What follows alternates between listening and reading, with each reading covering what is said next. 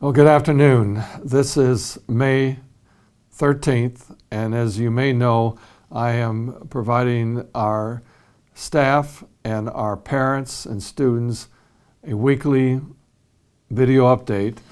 I believe that you're probably going to watch this before you read some long printed material, so that's why I'm doing this.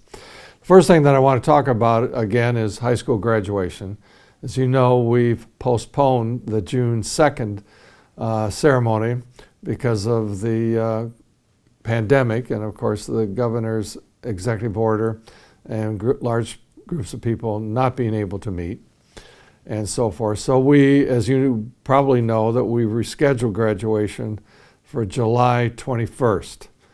And of course that's a tentative date because it's all predicated on whether the governor will lift the large group meeting executive order and so forth. And of course, we also want to make sure the priority is to keep everybody safe. So if we're allowed to do so at the Deltaplex, we'll have the graduation on July 21st. If not, we still want to do something for our seniors. And what that's going to look like if we have to go into August, I can't tell you right now, but I know Mr. Zhang, the high school principal, and the other assistant principals and staff are working to come up with an alternative if we have to. Also, we're looking at providing some type of a summer school program for students, particularly in grades 3 through 11. And right now we have staff that are working on providing a framework for this summer school program. And as soon as we have that complete, we'll make sure that you're informed about that as well. There's several of us who are currently working on developing a recommendation for the school year 2020-2021. There's 4 or 5 superintendents out of the 20 in Kent County, including myself, that are working on a recommendation that will be submitted to all the superintendents in the near future.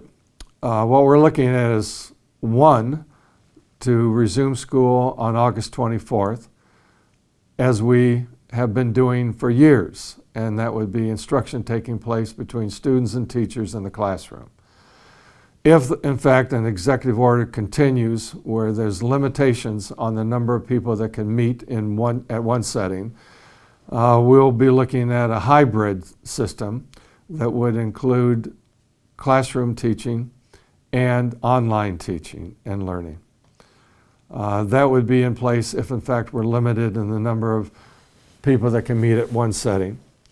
The third alternative, which is one certainly that I would hope we do not have to do, and that would be strictly online teaching and learning as we're doing today.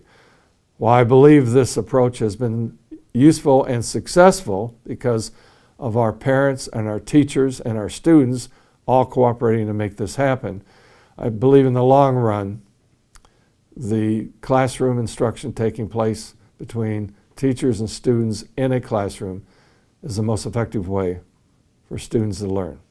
I want to take this opportunity to thank all of you, our teachers, our support staff, our students, for the work you're doing, because I get the reports back that you're really involved.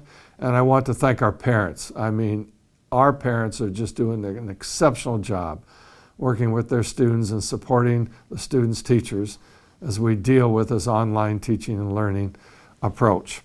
I also want to thank all the people who participated in our surveys that we provided for you over the last several weeks to develop our 11th Rockford Action Model for Success, our strategic 3-year plan for improvement. We had over 1,527 parents participate, filling out the surveys. We had over 342 staff participating in the surveys, and we had 587 11th and 12th grade students filling out the survey. It's going to help us tremendously when it comes to planning for the next 3 years and our strategic plan for improvement. I want you to continue to provide us, that's me, our building principals, and our teachers, and how we can improve what we're doing for the remainder of the school year, which would be the next 3.5 weeks. So please do not hesitate to contact me or your building principal or your teachers and how we can improve. Many parents have already contacted me. We've had conversations. We're making changes because your suggestions are really important, and we thank you for that. I want you to know that the Rockford Public Schools staff, Board of Education, all of us here really care about you and your safety. And we'll continue to do so because we need each other. And I want to thank you for your involvement as well. So please stay safe, and I will talk to you next Wednesday. Thank you.